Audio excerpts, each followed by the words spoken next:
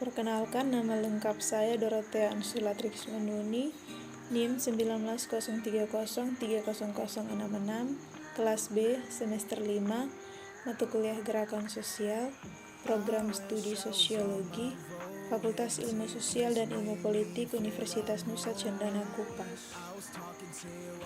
Video ini dibuat untuk membacakan hasil review buku dengan judul Migrant Protest, Interactive Dynamic in Precarious Mobilization. Semua jenis mobilitas manusia lintas batas telah mencapai puncak bersejarah di zaman migrasi. Pola migrasi seperti itu mencakup sejumlah besar individu yang meninggalkan negara asal mereka karena alasan perang, penganiayaan berbasis individu atau kelompok, dan kemiskinan. Hal ini menimbulkan tanggapan yang beragam dalam kebijakan migrasi. Negara-negara yang disebut Global North sebagian telah meliberalisasi kebijakan masuknya mereka untuk menarik tenaga kerja asing terpilih. Namun, terutama sejak 1980-an, juga bereaksi dengan kebijakan migrasi yang diperketat, termasuk kontrol perbatasan yang lebih ketat, peningkatan deportasi, dan perkemahan luas dari mereka yang dianggap tidak diinginkan. Tahun terakhir selanjutnya telah menyaksikan seleksi intensif dan diferensiasi migran menjadi layak dan tidak layak, baik dan buruk, sah dan tidak sah, dan akhirnya legal dan ilegal. Dalam proses sekuritisasi ini dan diferensiasi migrasi, norma suaka internasional juga telah dibatasi di berbagai negara Eropa. Kehadiran para migran kadang-kadang disertai dengan situasi sosial yang memanas dan kontroversi politik antara konservatif dan multikulturalis tentang penerimaan migran di Global North, konsepsi nasional tentang kewarganegaraan dan motif migrasi yang sah. Gerakan hak migran secara bertahap muncul di berbagai negara di Amerika Utara dan Eropa dari akhir 1970-an dan seterusnya, dan mengorganisir beberapa kampanye di tingkat lokal, tingkat nasional, dan transnasional. Namun, 2 dekade terakhir adalah titik balik. Sejauh ini, para migran sendiri secara sistematis terlibat dalam perebutan hak dan pengakuan. Mobilisasi politik oleh para migran telah menjamur di semua benua dalam 2 dekade terakhir. Bentuk mobilisasi dan karakteristik individu yang terlibat adalah kontingen dalam ruang dan waktu.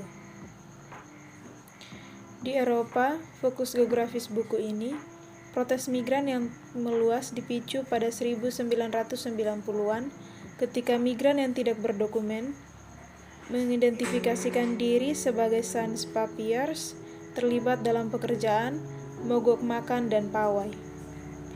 Protes politik mereka membawa pertanyaan tentang subjektivitas politik migran menjadi perhatian publik yang lebih luas untuk pertama kalinya. Pergerakan migran yang tidak berdokumen dengan cepat menyebar ke kota-kota besar lainnya di Prancis. Tak pelak, hal itu mengilhami protes dan jaringan aktivitas di berbagai negara Eropa lainnya, termasuk Swiss, Italia, Spanyol, Jerman, dan Yunani. Kebijakan suaka yang membatasi lebih jauh lagi memicu protes terhadap mereka, penahanan pencari suaka, persyaratan tempat tinggal wajib, pengecualian dari pasar kerja, perkemahan di daerah terpencil, penangguhan reunifikasi keluarga, dan deportasi. Dengan aksi radikal seperti sit-in, mogok makan, menjahit bibir, pekerjaan, jongkok, dan kam jalanan, serta pawai jarak jauh, para migran telah meninggalkan tempat asal mereka di pinggiran masyarakat dan menyuarakan klaim atas hak dan pengakuan. Meskipun frekuensinya meningkat dan penggunaan yang dominan mengganggu dan repertoar aksi radikal, mobilisasi politik semacam itu kadang-kadang hanya menerima resonansi baik dalam wacana publik dan akademisi. Selain representasi migran rendah yang terbukti tidak sebanding dengan suara migran di media massa, mobilisasi migran juga hampir tidak sesuai dengan penggambaran publik yang dominan tentang migran dan teori mobilisasi politik yang mapan. Secara diskursif, sosok migran genting dikonstruksi sebagai korban pasif dan objek yang membutuhkan kemanusiaan non-pemerintah, atau sebagai orang luar yang terstigma dan penyusup dalam keteraturan nasional. Hal ini mengakibatkan para migran menjadi korban perawatan dan korban dari tata kelola yang berlebihan. Klaim migran genting di ruang publik karenanya dianggap mengganggu kebisingan daripada suara yang sah. Agensi migran juga hanya mendapat perhatian terbatas dalam ilmu-ilmu sosial. Refleksi sistematis tentang masalah ini baru saja mulai tumbuh dan tetap tersebar di berbagai disiplin ilmu. Sementara filosofis literatur yang luas ada tentang kewarganegaraan dan pengecualian dari hak, berorientasi empiris, berkontribusi dengan fokus eksplisit pada protes migran terus menjadi langka. Dalam ilmu politik, isu migran didominasi oleh perspektif top-down, berkonsentrasi pada pertanyaan tentang bagaimana migrasi dapat diatur secara efektif, atau pada giliran kritisnya, bagaimana pemerintahan berdampak pada kehidupan para migran. Perspektif bottom-up tentang politik telah dikembangkan secara luas dalam sosiologi politik, dan isu migrasi telah memperoleh peran kunci dalam studi konflik dan pertikaian politik. Namun sebagian besar, migran telah dipelajari sebagai objek tuntutan aktor lain, termasuk partai politik yang mencari suaka, kelompok kepentingan, pembuat kebijakan, gerakan sosial, serta volume sekutu dan lawan lainnya dalam masyarakat sipil. Buku ini membandingkan protes migran di dua lingkungan perkotaan, Berlin dan Paris. Pemilihan ini didasarkan pada penelitian sebelumnya di kedua negara yang telah mengidentifikasi sejumlah perbedaan spasial dan relasional yang penting di bidang isu migrasi. Menurut Rogers Brubaker, Prancis dan Jerman mewakili dua tipe ideal kewarganegaraan model rezim, ius sanguinis Jerman dan ius solis Prancis, telah menemukan bahwa perbedaan yang tampaknya abstrak memang berdampak pada mobilisasi politik bagi para imigran. Selanjutnya, negara-negara tersebut mewakili rezim perbatasan kewarganegaraan yang berbeda, di mana kehidupan sehari-hari bagi para migran tidak berdokumen dan pencari suaka sangat berbeda. Sedangkan sistem suaka Jerman ditandai dengan isolasi yang ditekankan dan migran ilegal sering tetap dikontrol kuat oleh negara.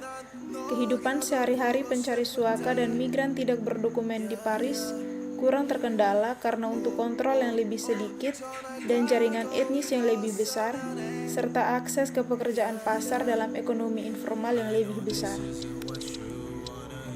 Monforte lebih lanjut menunjukkan bahwa tidak hanya struktur peluang politik yang berbeda, tetapi juga ketersediaan sekutu pro-migran.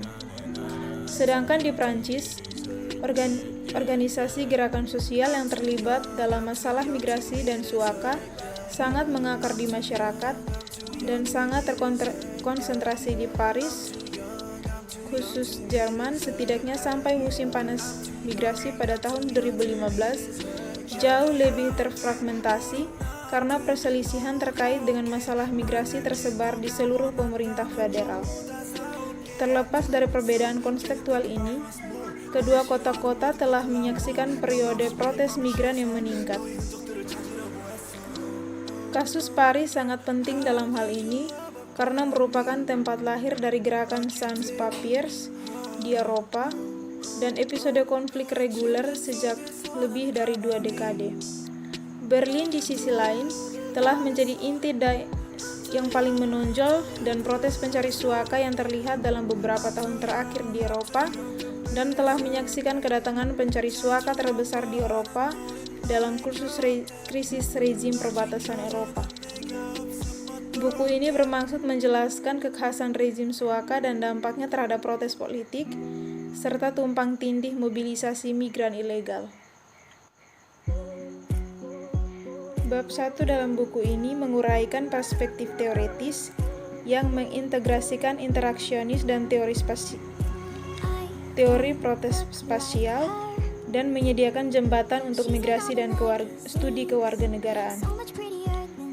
Bab 2 secara komparatif memperkenalkan dua perbatasan kewarganegaraan di Jerman dan Prancis, mengukir keluhan serta peluang diskursif dan politik yang menyertainya.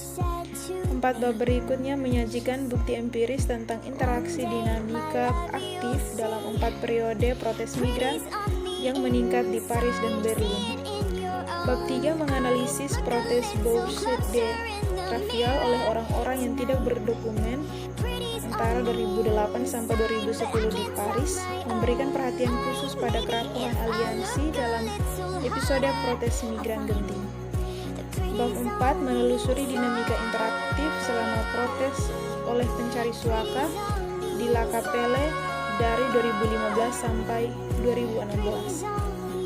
Ini menunjukkan bagaimana perlawanan genting memicu dan mengerami, bahkan dalam konteks marginalisasi yang paling tidak menguntungkan. Bab 5 mengalihkan fokus ke Berlin, mengikuti rangkaian genting yang paling mengganggu protes migran di Jerman sejauh ini. Protes Oranienplatz dari 2012 hingga 2014. Bab ini mengukir peran ruang-ruang pertikaian tertentu yang sementara memungkinkan amplifikasi protes genting menjadi lebih besar.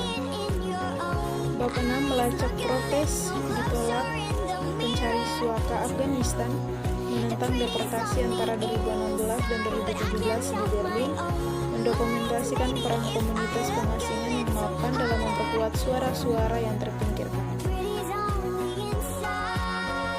Bab terakhir buku ini menjauh dari analisis close-up tentang dinamika interaktif dalam 4 studi kasus untuk mengidentifikasi kesamaan ikatan dan kekhususan, memanfaatkan dua potensi politik etnografi. Ini memilih pola interaksi, strategi dilema, dan konfigurasi spasial berpengaruh bagi protes migran di seluruh ruang dan waktu.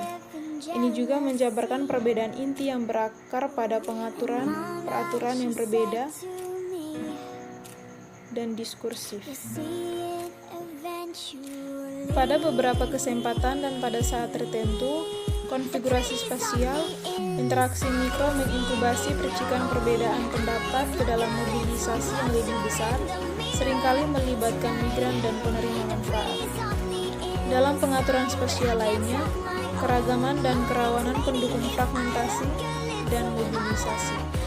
Menekankan peran interaksi mikro dan perdebatan arena tidak berarti bahwa lembaga mikro seperti sosial, administrasi, dan hukum tidak masalah. Sebagai ilustrasi, para migran dimobilisasi di Paris dan Berlin dalam rezim kewarganegaraan perbatasan yang berbeda dan konteks relasional yang membuat mereka memobilisasi, terutama sebagai sans-papier di Prancis dan sebagai pengungsi di Jerman, meskipun kadang-kadang memiliki fitur biografi yang setara. Sekian hasil review buku ini. Terima kasih.